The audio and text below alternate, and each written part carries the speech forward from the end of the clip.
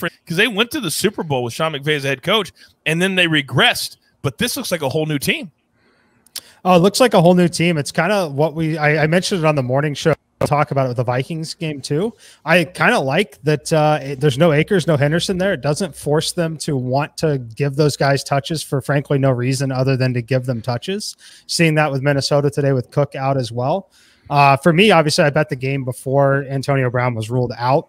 Unfortunately, about an hour before that happened. So I'd like to see this game with Antonio Brown out there. I think it makes a massive difference for Brady in this matchup in particular. But I'm very impressed. I think I'm mostly annoyed just because I didn't get the game with AB, and then my best DFS lineups today are Matthew Stafford lineups. So it's just like rubbing it in just a little bit, sitting here holding a Bucks ticket, you know? By the way, I forgot to tell you at the top of the show, pound that like button. It is so incredibly important for the growth of the show. Pound the like button just once, everybody, and let's get to 100 likes, and we will change a life, giving away another year-long sub. So many of you that are members talk to other people. I see it on social media and say how valuable it is to have that information trough that is SportsLine. We want everybody to be a part of what we do. So pound that like button so I can give one out. Alex, from a prop perspective in that Bucks-Rams game, you got a Deshaun Jackson sighting. 3 catches, 120 yards, including a 75-yard bomb. Right now, there's a lot of guys. Sony Michel, 17 carries, 46 yards. What have you made out of this game this afternoon, Alex? Yeah, I mean, Stafford is the real deal. He's finally McVay finally has a competent quarterback that can stretch the field, and they've got weapons around him. I think D-Jax, even though if he doesn't make a catch, he's got the sort of impact where it exceeds the box score. So, yeah, just him being on the field, his presence alone is really great for that offense. It stretches the field. Yeah, I agree with what Mike was saying regarding not having to lean as heavily on the run game. Really opens things up. Just seeing Stafford has amazing command of the offense. I think that's only going to continue as the season progresses. Yeah, and then on the other side, I think Tampa Bay secondary is a problem. It's going to continue to be a problem all season. They just can't cover well. I mean, we know the rush defense is phenomenal, but yeah, if that secondary can't stop anyone, it's going to just put them in a tough spot where they're just forced to be in these sort of shootouts and, you know, rely on an aging, obviously still excellent Tom Brady to throw the ball 30 plus 40 times a game. So. Now, oh no, this morning on the show, boys, as we're going live, you're probably a little bit ahead of me. The Raiders, we had some people were on the Raiders, and then, of course, the Maestro was on the Dolphins, and it's an 8-point game, and they just had a pass interference in the end zone, and so the Rams are going to get it at the 2, and this is absolutely going to blow up everything that we had going. I'll give Jacoby Brissett a lot of credit. Go ahead, Zach. Yeah, I've got one last thing. Matthew Stafford, what you saw, I think he had a little revenge on his mind. You remember last year on Thanksgiving when the Buccaneers just blew him out 47-7, his worst loss ever in his career. I think he had it circled. You saw before the half where they had that Deshaun Jackson play. He got hit in the arm, went right to it out of halftime, and they took off from there. Yeah, it's very intriguing and fascinating to watch what's going on there. And I know we tease a lot about the non-home field advantage, but watching that game, because I have it locally here in LA, and it's probably the national game too, it's pretty loud for the Rams today in there. It really is. So we'll keep an eye on the Raiders. The Dolphins are going to have it first and goal at the 2. Down by 8. The number in this game came off at -3.5, -4, depending on where you played it at. The other late game, the Vikings, they have scored 23 unanswered points. 4 minutes to go. Seahawks have the ball. It's 30-17. I don't know what's happened to Seattle once they got a 17-7 lead, but they have completely shut off. It happened last week when they're up 30-16. They just shut off. Mikey, what do you make of these Seahawks and they get these leads? Can't finish. Yeah, it's very interesting. It looks like Metcalf's finally getting fed a little bit again here in this one, but I think the real story is Tyler Lockett's been limited to 3 catches for 16 yards. That's not going to work for this offense, really, against anyone. So they've done a great job containing him. Otherwise, Madison has been great, and they've spread the ball around really well. I think Conklin is the real story here. 7 catches, 70 yards, and a touchdown for Conklin for Minnesota. And I think that, like I said this morning, not force feeding Dalvin Cook. I like Madison involvement in the passing game there. I think it opens things up so much for this offense. Yeah, you really pointed that out pretty well today, and it's exactly what you're talking about. Alex, what have you seen from this? And then, Zach, you can piggyback here. Man, Kirk Cousins is spinning it. That guy deserves some credit. I mean, the guy's been kind of, the butt end of a lot of jokes for a while. People haven't given him the credit he deserves. He is legit. He is having a great season. He had a very good season last year. It's carried over to this season. He's earning that contract, in my opinion. Yeah, I totally agree with Mike regarding how that offense seems to be just spread out and the way they're opening things up. It looks really good. They have a third viable receiver, even though he hasn't had a huge game in KJ Osborne that I like a lot. Having the tight end play with, he's the second string tight end. Irv Smith's injured, so having Conklin step up and be good is really big for that offense. Defensively, they haven't been good this season, but the defense has showed up after they gave up those quick 17 points to Seattle, and they look like, they have a lot of talent on defense. I thought their defensive side of the ball would be the best unit. Or at least, would be improved compared to last season. So, they're looking good, too. I think this is a very dangerous Viking team that could easily win the division. Let me jump in real quick, Zach. The Raiders have stopped Miami on the first 2 downs. It'll be 3rd and goal from the 2. They've tried to run it straight up the gut and have gone nowhere. It'll be 3rd and goal for Miami, down by 8. Zach, flip side of that Seattle game, somebody in the chat just said, hey, Seattle's just getting old. And sometimes that happens. And maybe the Russell Wilson, it's been a struggle for him, Zach, for many years since he was on that rookie contract and he had so many players around him. What do you think the issue is with Seattle? I just think they have a rough time playing complete halves. We saw it last year where they got away with it, but there was no fans in the crowd. So now these teams are taking advantage and they're making adjustments. I was surprised what happened last week, and I was on them against the Titans. I kind of wrote them off this week. I couldn't stand it. And then Minnesota, let's keep in mind, they could have won that game against Cincinnati. Dalvin Cook, a lot of people thought he was down. Last week against the Cardinals, we're in position to win that game as well. 2 one-point losses. So this is kind of a game Minnesota needed, and they were just a hungrier team. We do have, and again, take this with a grain of salt because I read these comments and it's not always correct. I apologize. Miami got stopped again. It's going to be 4th and goal. So there is somebody in the comments said that Andy Reid left. They did get a touchdown. All right, you're a little bit ahead of me. Okay, they got it on 4th and goal. Okay, you just ruined that for me, Zach. Oh, you're saying they did get it? They got it. They did. 2 seconds. Yeah. Oh, if you're okay. I'm watching. I got my iPad on. Raiders bettors are still alive here. They made the 2-point conversion, so we're looking at overtime. Oh, they did. Raiders bettors are still alive. You're still alive. This is what I hate about an iPad. This is what I hate. The iPad is always like a minute behind. So so Raiders bettors are still alive now that they touchdown. Man, I love this. Is live stuff, right? Live on the air. I love it.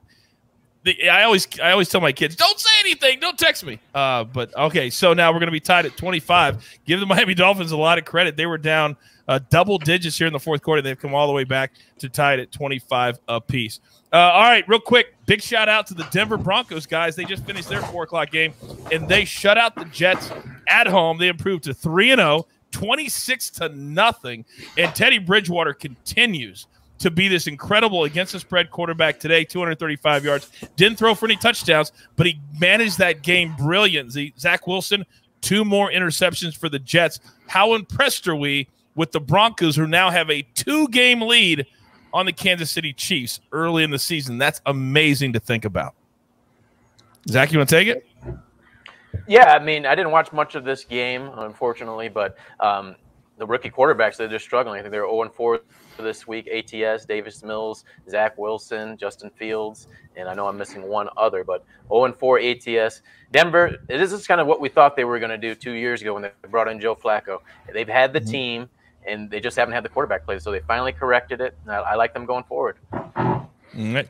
Anybody else quickly, Mikey? Yeah, go ahead, Alex. Go ahead, Alex. I'm really impressed with Denver's defense. I think that unit is super legit. I think they maybe have the best secondary in the league, definitely top 3. They're a really tough team to beat, especially if you're having to go to Mile High to play them in that environment with that sort of defense in the weather. I'm really impressed with Denver on offense. Teddy Bridgewater He looks surgical. He's getting everybody involved. They've got a lot of pass catching options on the team. Even with Judy hurt, still have a lot of really good receivers. You've got Cortland Sutton. You've got Noah Fant. A lot of guys who can stretch the field. KJ Hamler, who can take the lid off of defense. It'll be interesting to see. I think he got hurt, but I definitely think he's a vital part of that offense. Hopefully he's not going to miss any extended time. And then they have two good running backs who they've got an explosive rookie running back, Javonte Williams. They've got Melvin Gordon, who's a veteran. I like everything they're doing. They're well coached. They're playing sound football. They're not making mistakes. That defense is nasty. And so Bridgewater is what he is. He's like a very good, not elite, but very good. Knows his strengths, knows his weaknesses. Yeah, I'm really impressed. Now, go ahead, Mikey. You got something? I just quickly say, I think that, I'd like to see how they progress still. The 3 wins that they have are going to look back at 3 really, really terrible teams. It's going to be the Giants, the Jaguars, and the Jets.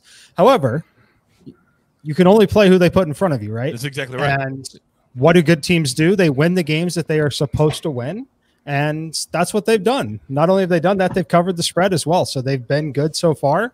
I think that especially if they can play competitively against the Ravens next time out, I think that they might be overvalued in the betting market for a 3 to 4 week period. So it'll be something that we can all look at and maybe potentially take advantage of. But so far, they have beaten everyone that is lined up across from them. I never understand when you're talking about the NFL, because college is a different animal. But when you're talking about the NFL and all 32 teams get paid, and we just had somebody in the comments say, it goes, "Congratulations, Denver, you beat 3 of the 5. They still had to play an NFL team, period. And they have to win those games because you have to, as Mikey said, win the games you're supposed to win and then go 500 against some really, really tough teams. And that comes out to 12-4, 12-5. And that will get you into the playoffs. But this whole ridiculous notion that there's it drives me bananas. All right, speaking of teams that continue to like that button, hit that like button. We're about, 8 or 9 away from giving away our first year-long sub to SportsLine. Now, you talk about the AFC West. I think the Chiefs are in a lot of trouble. And the reason I say that is their defense is terrible. Their defensive backs are horrible. Could not stop any of the Chargers' weapons today. They lose 30-24, and to add insult to injury, the missed extra point cost a lot of people the over in that game, and that sucked. But more so, I feel like, and you guys tell me if I'm wrong, that the Chiefs are so complacent and they're so okay with being down by double digits that they don't play until they're down by double digits, and now it's starting to catch up with them. We saw it last week against the Ravens, and today it happened again, down 14-3 at half. What's our biggest issue with the team that is now 2-12 against the spread in their last 14 games? Yeah, I mean, it's definitely an issue. I think the bigger issue that we're not talking about yet is I think Tyreek Hill was visibly hurt in that game. They took him out for longer stretches at a time, and it was on deep passes. It looked like he had a hip injury and could not run and could not generate any separation there. That's an issue for them. But you're right. They mess around too much. As far as this game, all the turnovers, some of them, one of the interception kind of fluky, things like that you can't control that they are walking away with points from. So it's, totally uncontrollable things there. But I do think that they definitely need to make some improvements on defense, because if not, they're going to have to be perfect. They can't have turnovers. They need to score on 90% of drives, or else they're going to be in trouble. That's right. Alex, one positive, though, is that our rushing prop went to 100 yards today. We were all over Edwards-Helaire, and he did exactly what we thought they were going to do against that Chargers defense. 17 carries. He averaged almost 6 yards a carry. So that's at least one positive we can take out of this game, right? Yeah, absolutely. He looked good. I was impressed. He had that fumble. It was a little scary. I was worried that, he might have gotten benched after fumbling last week as well. But, yeah, he hadn't fumbled up until last week in his career, so I don't think that's going to be an ongoing issue for him. I personally am not ready to sound the alarms with the Chiefs. I know you guys are both big fans, so you might have some better insight into this, but I always just think that Mahomes is the type of player that he's just able to turn it on when it matters most, and we're early in the season still. I just think that as the games start to become more and more meaningful and we go deeper and deeper into the season, they're going to figure things out. I 100% agree with the defense being a huge issue. The secondary is struggling, but I still have just utmost confidence in Mahomes and Andy Reid, and I expect them to be playing their best when it counts. One other that hit for us today, Zach, was it seems like Travis Kelce always seems to hit. His and Mikey talked about it on Early Edge Live this morning, and he had another big day for the Chiefs. Let me look at 7 catches, 104 yards. So he went north of his yardage prop, but a half a catch short of the. And we talk about 7.5 being too much anyway. What do you make, Zach, that at least Kelce week in, week out is always getting it done for people who bet his props? Well, Patrick Mahomes, he was my fantasy football quarterback. He wasn't having a rough game. Then he caught fire, and of course he's going to hit Kelce once he gets in the rhythm. So especially playing from behind as they were, but you can't have self-inflicted wounds. It kind of looked like they had a little hangover after that bad loss last week that they should have won against the Baltimore Ravens. 3 straight turnovers to start the game. I don't care who you are, you're not going to cover ATS in the NFL like that. Yeah, it's crazy. Now, and here's why I think it's so important now. It's why we make it a bigger deal of the Chiefs, is because now teams are starting to figure them out that it's a 2 or 3 year problem. It's not a 2 or 3 game problem. And I love Patrick Mahomes. I love him being my quarterback, but nothing bothers him. And he's okay with it. And I need him to be not okay with it. He did hit his touchdown prop today, though. I noticed that we had over 2.5 touchdowns, so we cashed that. So maybe that game wasn't so bad for all of us. Maybe it wasn't. Now, what about the Ravens? As the Raiders are down inside the 20, as if they score, everything's good. If they score, everything's good. So the Ravens are doing what you're supposed to do, winning games late, winning games that maybe they're not supposed to win. They easily could be 0-3. And they're now 2-1 after an NFL record, Justin Tucker, 66-yard field goal. Are we giving them kudos for winning the game or saying, why were you about to lose to Detroit, the worst team in the league? Which one are we doing there?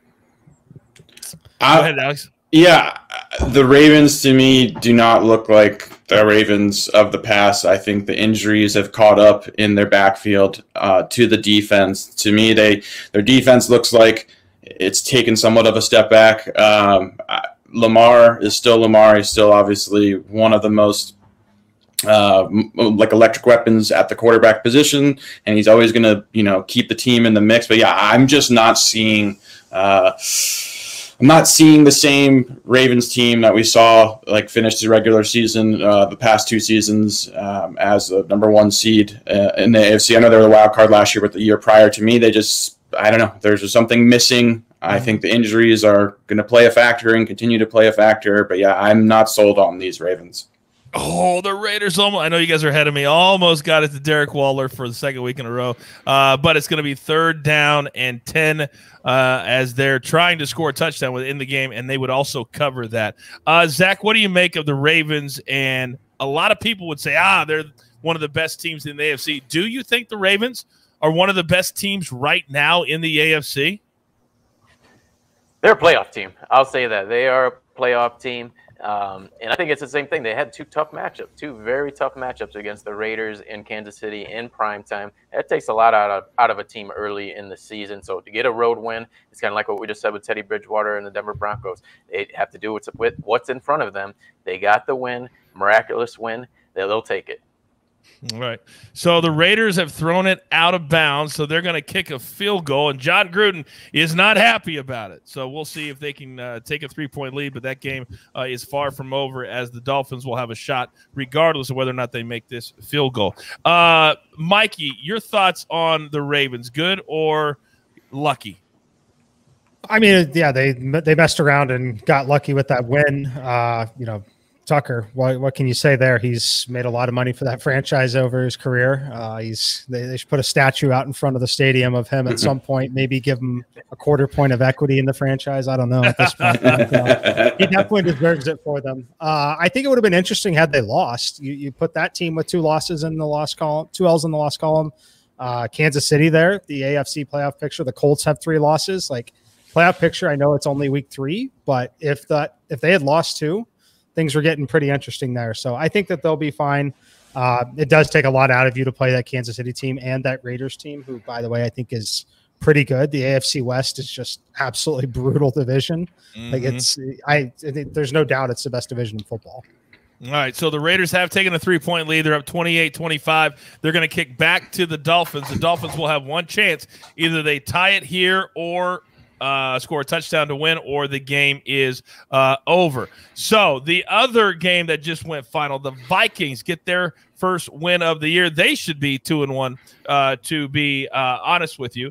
And instead they're 1-2, but they win 30-17. A lot of issues with Seattle. Minnesota scores 23 unanswered to finish the game today. That's a big time issue. So second week in a row, Seattle blows a double-digit lead and loses the game on the field. Let's look at a couple other games, and as we get to the bottom of the hour, by the way, pound that like button. We have almost 300 people watching. We haven't even got to 100 yet. If you think I'm just giving this out, you're not, and you know how valuable this is. If you already have a SportsLine membership, we're going to give you an upgraded SportsLine membership if you win the contest today. So a couple of other things today. Titans were a very, very sexy pick in survivor pools and also just to lay the 5, and they did cover 25-16. The Colts and Carson Wentz did not look good at all today. How impressed are we with the Titans defense and the fact that they win for the second week in a row? Zach, you want to take it? Yeah, I have to give Ryan Tannehill credit because after that week 1 loss, it looked like this team was in serious jeopardy. But he's the reason why they've bounced back. Also running Derrick Henry, of course, but he's made some composed throws to keep them in games, and definitely against the Seahawks, he was the big key in that comeback victory. So Tennessee Titans, they're just one of those teams. Sometimes these divisional team powerhouses like the Titans, you just know what you're going to get from them. And I think the Titans, we know they're going to win 11 or 12 games. Yeah, Alex, go ahead, Mikey. No, go ahead, Mikey. I was just going to say, we're keeping with the theme of beating who's in front of you. They've got an opportunity to do essentially what Denver did and set themselves up really well. They got 2 games coming up, both on the road, which is tough to win in the NFL, but they're at the Jets and then at the Jaguars before they come home for Bills and Chiefs at home. If you're going to play those teams, you want to play them on your home field, right? So the schedule is actually relatively friendly to them. If they take care of business over these next 2 games, they're 4-1 when they host the Bills. Win one of those 2 against Kansas City and Buffalo, that team's in really good shape to make the postseason. You're exactly right. They would love to be 4-1. If you would have told them before the season started, you're going to be 4-1 when those 2 teams come to town, they would have taken it. There's no doubt about it. From a props perspective, Alex, what did you make of this game? And I know you got something to say. Real quick, Coach, I got good news. What? Guess who had his end around? Oh, did he? Yeah! 5 yards, baby. We cashed that. For those of you who didn't watch the show earlier, Zach, do you know what we're talking about here? So I heard him I just heard him 20 minutes ago. That's amazing. Oh, it's amazing. I can't believe it. The Raiders interception. The game's over. I think it's an interception. We'll see. So he gave out a prop. Go ahead and give it out again. You do it better than me. What did you give out? It was Robert Woods over half a rushing yard, Zach. Coach loved this prop. Everybody's actually loved this prop. Yeah, I've gotten a lot of feedback about this prop. So I've never seen a half-yard prop before. Oh, my gosh. But he needed to have an end around. We had to have one end around today. That's it. And he hit it 5 yards. Oh, it was overkill. It was overkill with that 5 yards. I love it, Alex. Boom. Catch that ticket, baby. I love the guy who asked if we would play 1.5 yards as well. That was really funny. Would I juice it up to or juice it down? Yeah, it'll come down to minus 105 at 1.5 yards. That's hilarious. All right, we're getting very close to switching gears into our Sunday night football because I know so many of you will have questions. Put any of your questions in the comment section. We'll try to get to as many numbers as we can. Continue to pound the like button so I can give away a year-long sub because we are approaching the bottom of the hour, 7:30 on the East Coast, 4:30 out here Pacific time. Zach, I know you've got to get going here in a second. Go ahead and give out your plays for Sunday night, and then I'll let you slide out of here, pal. Yeah, but this one I actually posted on the site as well. First primetime play I have on the site, hoping to go 3-0 today in the NFL. But I'm going to take the San Francisco 49ers. I know it's a small number. It's kind of a tricky game. We just saw Aaron Rodgers Monday kind of look like his old self. But I look at Kyle Shanahan. He's done a great job with Jimmy G. I think the offense it can keep playing better. And then you look at this team 2 years ago, they were in the Super Bowl. They kind of had a hangover last year, a lot of injuries. But I think they're right back on track. And then you look at Shanahan, when he's had his starting quarterback against Aaron Rodgers, he's 4-0. And there's some big wins. You go back a couple of years ago. They had 2 blowout wins, including that playoff win. Go back to when he was with the Atlanta Falcons as offensive coordinator. They had those big wins and then a blowout playoff win. So Shanahan, he has a way against Aaron Rodgers. I think they're going to win this and maybe keep their streak going another couple of games. And then I'll go Brandon Ayuk over 32.5 yards. This is going to be an up and down game. You're not going to get away with just throwing to Deebo Samuel. You need another key player. Ayuk is capable. I know he's been in the doghouse, but Shanahan kind of letting him get back in there. He made a comment a couple of weeks ago. He's going to get plays. Only 1 catch this year for 6 yards, but like I said, I have a feeling on this one. This is another low yardage prop on Sunday night that we've been hitting this year with wide receivers. Just hit Hardman last week. I forgot the other week, but another low yardage prop, 32.5 yards. Let's take the over. Oh, I love these props. You're right. This screams Zach Attack to me. This just screams 1 catch, 6 yards. Well, as Mikey says, what could go wrong? What could go wrong? What could go wrong? What could go wrong? Zach, enjoy. I know you got to run. You got other duties, but thanks for hanging out with us for 30 minutes, pal. All right. Thanks, man. See you, Zach. Thanks, guys. See you in the morning. All right. He is the wonderful Zach Attack, a big part of our team here at SportsLine and at the Early Edge. So we will attempt to finish out the show, just the 3 of us. How will we ever get this done? I just don't know. All right, let's do our and here's why. Give out our plays on the game tonight. So Zach is on the 49ers minus the 3, but I believe, Mikey, that you like Green Bay plus 3.5 still some places. Explain yourself, sir.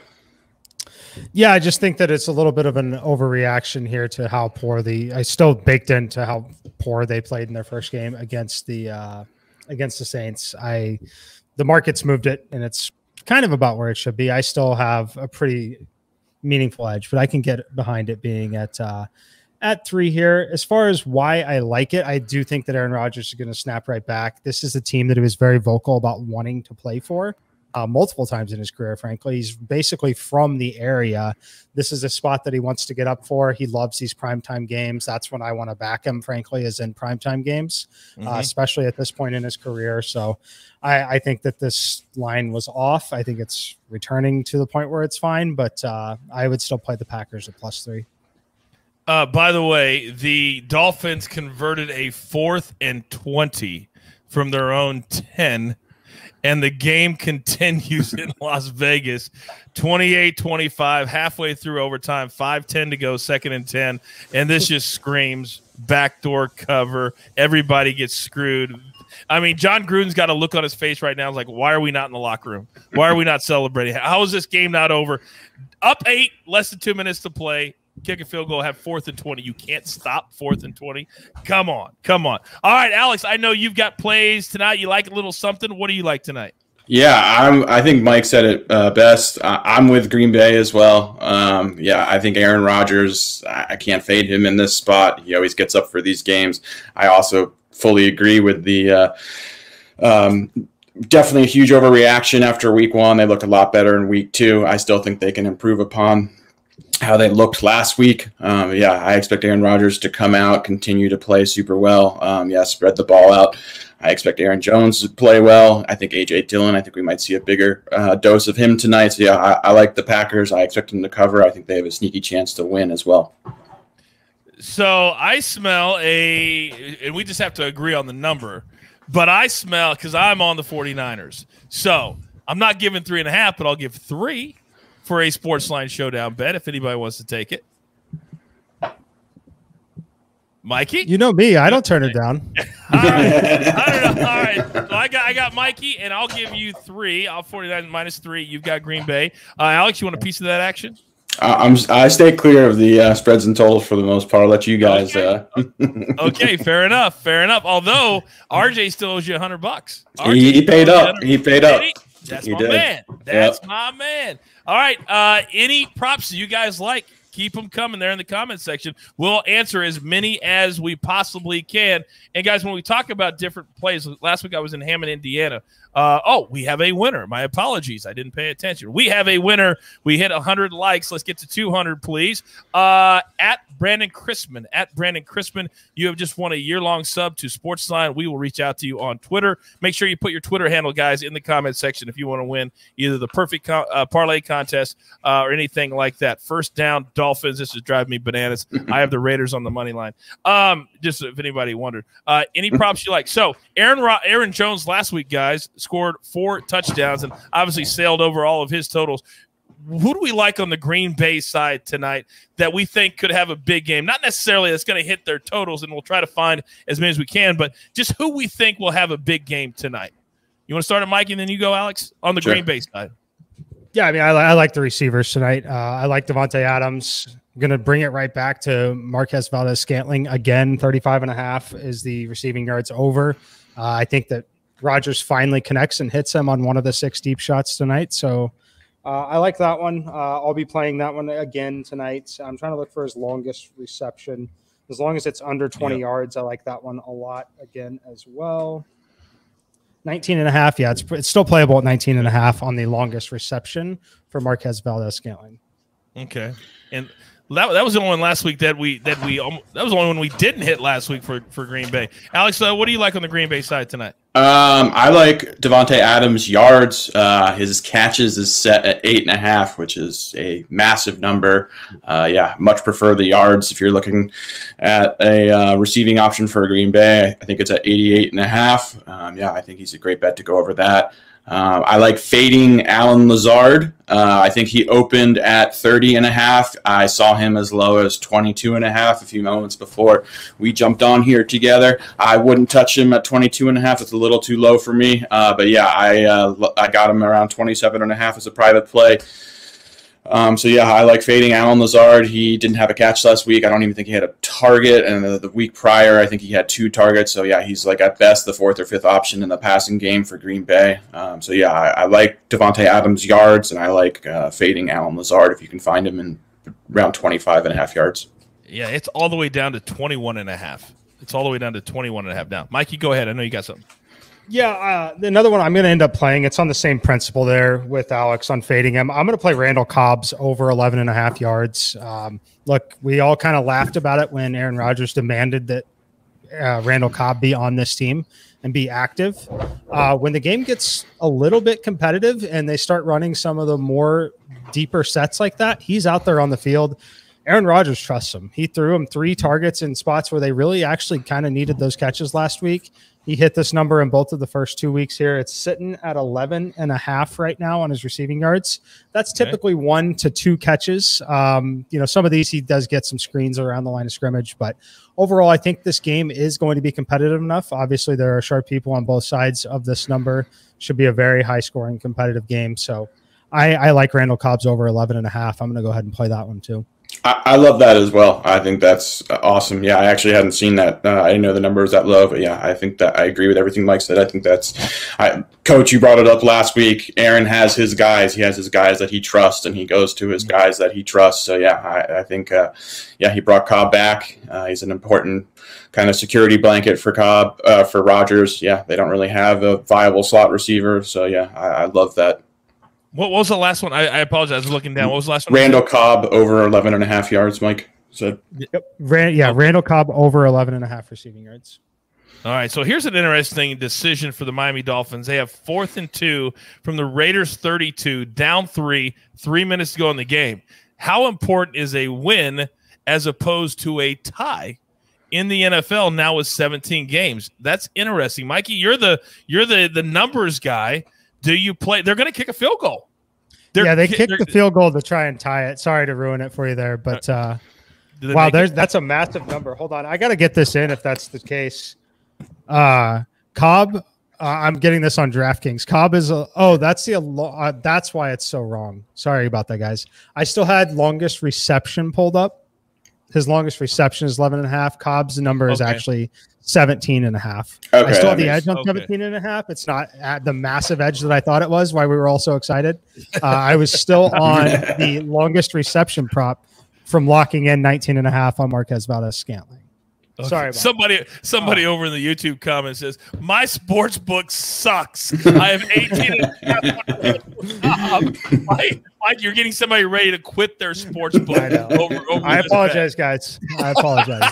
The good news is I am actually betting them with you, as you can see.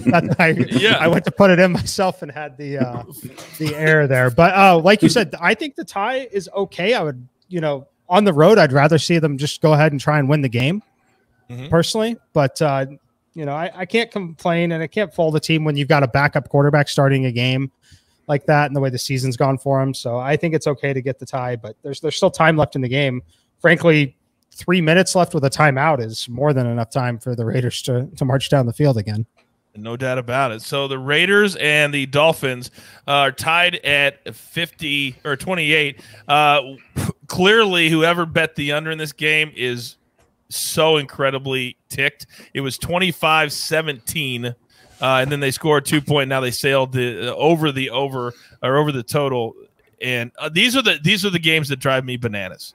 That when you have a bunch of late points, that's why I never bet unders. I don't care if the value says under. I hate unders, as you guys know, more than life itself. More than life itself. How about the Cobb over 1.5 catches, juiced all the way up to minus 155? Mikey, if you like the yards, do you like over 1.5 catches?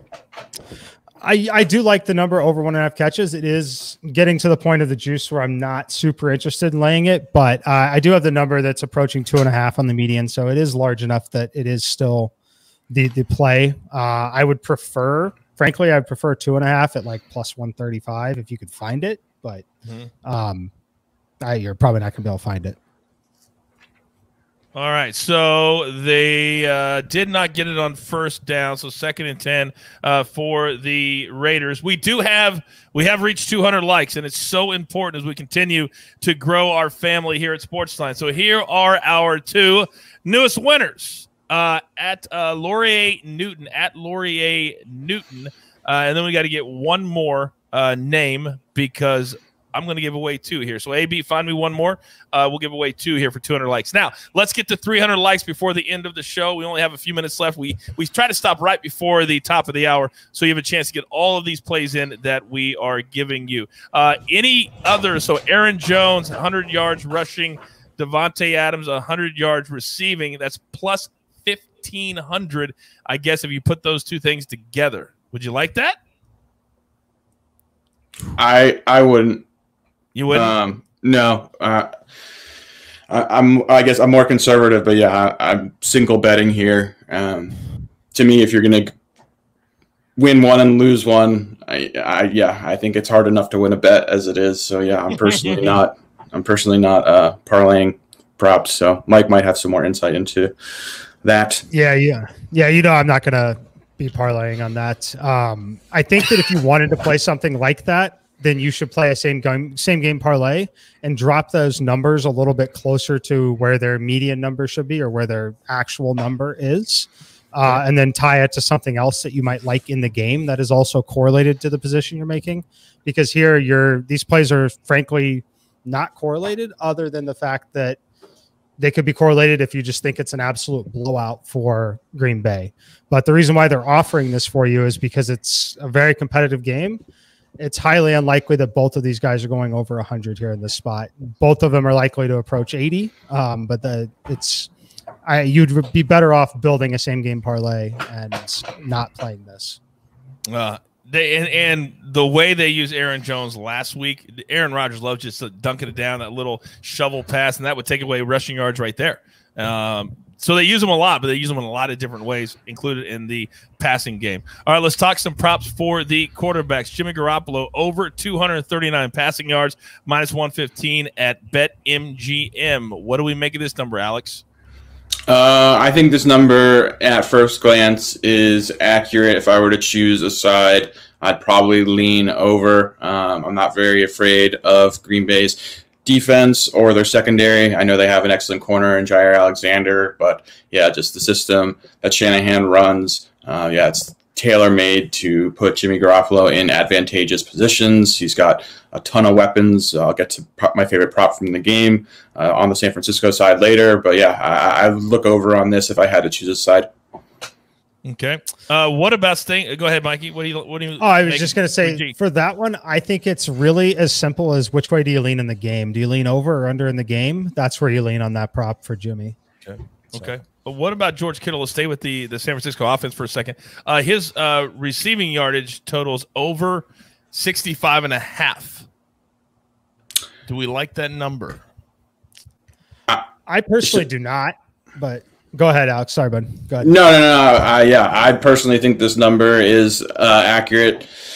I don't like the over. My prop from this game and my favorite play from the game is Deebo Samuel over. I believe it's currently 64.5 receiving yards. Is that correct, Coach? It was 63.5. I gave it out in my SportsLine column earlier in the week. Deebo coming into this game, he led all receivers in reception yards, yards after the catch, receiving yards per game. He's just been outstanding. I love the way that Kyle Shanahan utilizes him, manufactures some touches. I love the way how his route tree has expanded. He's getting targets deep down the field, which was something we hadn't seen in the past. This guy has always been extremely productive when he's been on the field. He's just dealt with injuries that hurt him in this past season, but he's super productive. He is getting a massive target share in the offense. He is electric with the football. There are very few receivers that possess the yak that he has. He is just hard to tackle when that guy gets the ball in his hands. He looks like a running back on the field. He is thick. He is strong. He is explosive. I love Deebo tonight. I think he goes over 70 yards. I think this number is too low with a healthy Deebo Samuel. Right now it's up to 67.5. You would still play. You said if it's over 70, you'd still play 67.5, right? I would. Okay, and his reception is 5.5. Is his reception total? Would you go over that? I'd go yard. I prefer yards to receptions. I'd go over that as well. But yeah, I would go definitely yards over receptions personally. Okay, very good, very good. Another YouTube question: Aaron Rodgers over 6.5 rushing yards. Doesn't seem like a lot if he gets flushed out of the pocket one time. These are volatile. Sorry, Mike, go ahead. I'd say I have the edge on that there, but they are incredibly dependent. I think if you think the game is ultra competitive like I do, then I think it's fine to lean to the over on it. Just understand that if you think they're going to win too, he's someone who will typically take the kneel downs. Every kneel down you take does reduce a rushing yard. And we've seen many, many times how that rushing yard on the kneel down can take a play off the board. And it is incredibly infuriating if you play it and then you think you've won it. You go back and go, oh, wait a second. That has happened many, many times. So I know that Zach Attack was on Brandon Ayuk. His pass reception number is 2.5. He likes the over 32.5 yards. So I would think, I know he's not here to speak, but I would think that it would get 3 catches to get that many. So it would probably lean the over. How do you guys feel about that number? Yeah, I guess it comes down to the confidence level with Ayuk. Is he going to be seeing, full complement of snaps? Obviously, we've all talked about how he was in the doghouse earlier. He's going to be active tonight, but I still need to see it before I can personally bet this prop. I need to see that he's going to be playing and being targeted in the offense. It's just not enough for me, just him being active. I need to see him getting targets from Jimmy personally before I can play this prop. Yeah.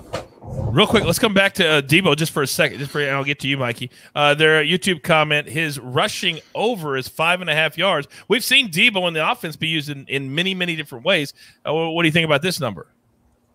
Yeah, I go ahead. I like it. Sorry, I think it's fine. He's got more than enough upside there.